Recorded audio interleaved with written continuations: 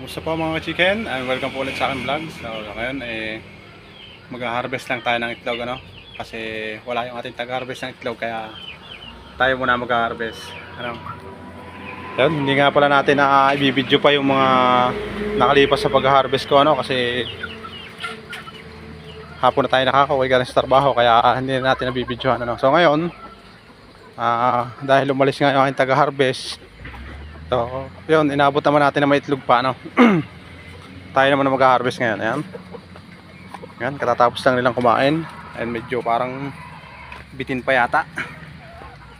Ayan, basta sila nakakitang may dala ako, kala nila pakakainin ko pa ulit sila. Kaya, ayan, sunuran pa sila sa akin. Kahit mga bikil na ang butche, talagang kakain pa, So ayan, tingnan lang natin kung ilan So ayan, iilawan natin para kita. Ay, hindi pala pwede. Ayun, kita naman pala. So ayun, 1, 2, 3, 4, 5, 6 7 pito ngayon ng itlog, Ayan. Ayan, medyo madilim talaga dito sa kanilang paitlogan na kasi ganyan talaga ang gusto nila yung medyo madilim para daw maganda yun sa pag-itlog nila. Kasi pagka maliwanag yung pwestuhan ng itlogan nila, tama rin silang mag-itlog. Ayan. Ayan, bali nakapito tayo ngayon. And then mga good size naman So ayan siya mga good size sila, malaki So ayan, kahit hindi ko sila pinapakain ng kahit hindi ko sila pinapakain ng laying mask, tuloy-tuloy pa rin yung pag-itlog nila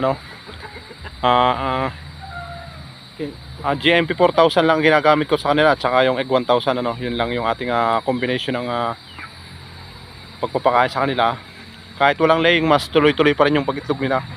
Kasi naobserbahan ko nung mga unang pagpapakain ko sa kanilang laying mask, medyo sila, mas lalong umunti yung itlog. So yung simula nung tinigil ko, nagsimula sila sa umangat sa 4, and then naging 5, nag-maintain ng 5, mga ilang weeks siguro na 5 ng 5 araw-araw, and then hanggang sa umangat uli ng isa, naging 6 naman. So ayun, ngayon pasalit-salit, minsan 6, 7, ganon. Pero okay na yun, okay na yun sa ratio ng pag-itlog nila, kahit hindi ma-perfect yung siyam na pag-itlog, mas maganda na rin yung maganda na rin naman yung pag-itlog nila,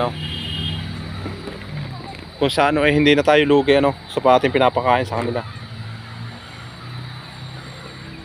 So ayan, ipunin lang natin itong mga itlog na to, and then gagawin natin itlog na pula. Yun, salamat po.